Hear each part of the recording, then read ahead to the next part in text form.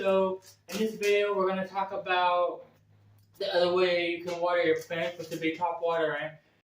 First things first, whenever you get your container to hold your water to water your plants, you can use just about any kind of container, like a glass jar, there's no holes in it. You can use a spray bottle. This is my way I use when I water from the top.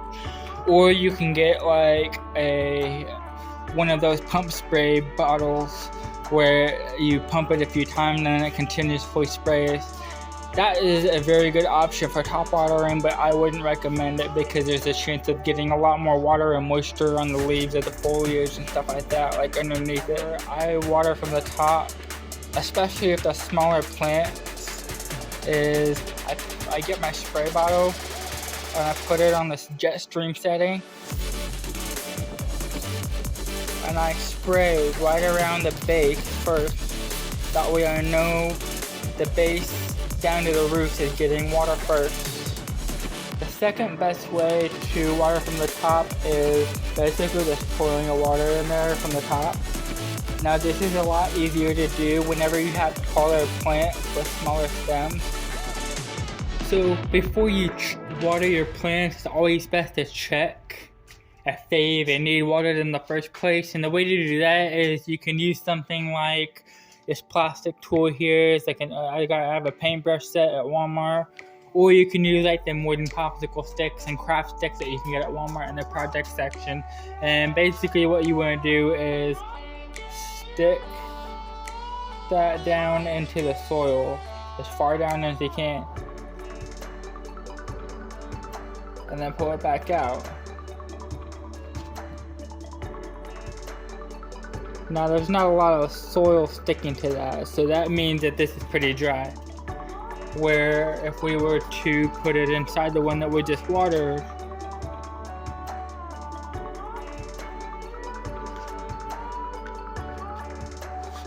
there's a lot more sticking onto it, and you can tell that we just watered it. So always be sure to double check and make sure that it actually needs water. Another way to tell if they need watered is you can feel how heavy something is. Like this one looks pretty dry in the first place off the top. I know this one needs watered, but the one that we just watered here is pretty heavy with water. So that's another way to tell if something has enough water in it still, or if it needs to be watered more, is by checking the weight.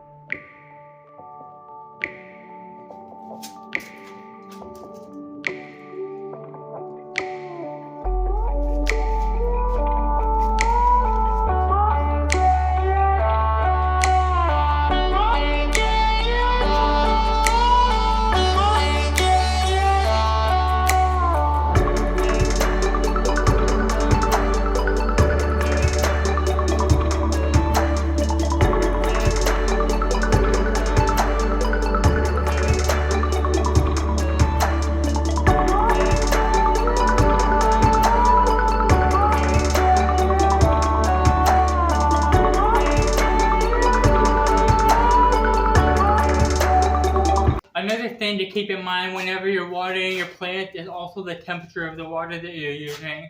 If you use hot water, then your plant's going to use it up a lot faster and it's going to evaporate a lot faster out of the potting media because heat evaporates a lot faster. So it just basically depends on the temperature of the area that your plant is in. Like if you're in a room that's let's say 60 degrees and you use something like 70-degree Fahrenheit water, then your water is going to get used up a little bit faster. It's going to evaporate a little faster. Whereas if you were to use the same temperature water in 60-degree weather, then your plant's not going to use it up as fast. But it's the same case for when you're using cold water in a hot area. If you use 60-degree water in like a 75-80-degree area, it's going to actually save your plant a little bit because it's got cooler water in it. And it kind of helps cool down the air around that plant. And in turn, that will keep your plant from using up the resources to create its own water and cooling effect. And I'll explain that here in a minute. But that will basically help your plant to continue to grow in hot weather.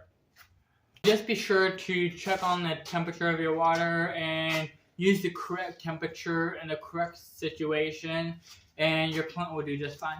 You ever notice how the air can seem cooler when you enter a forest? Humans aren't the only living things that sweat to cool off. When trees and plants sweat, they cool themselves and can cool the surrounding air.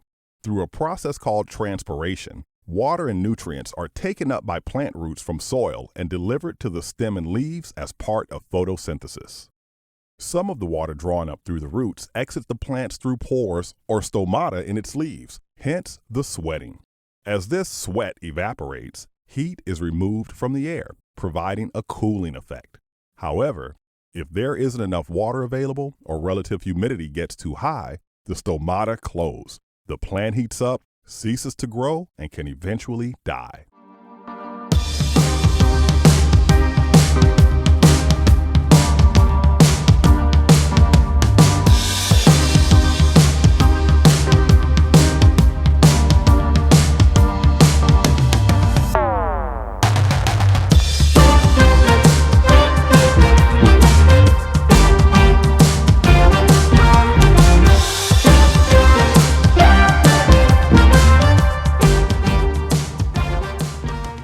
If you guys like this video, you want to see more, be sure to hit that like button, smash that subscribe button, and share it with your friends so that I continue to make videos like this for you guys about plant stuff. And also be sure to check out my other video on how to water in this corner, and also be sure to check out my other playlist over in this corner. I'll see you guys on the next one.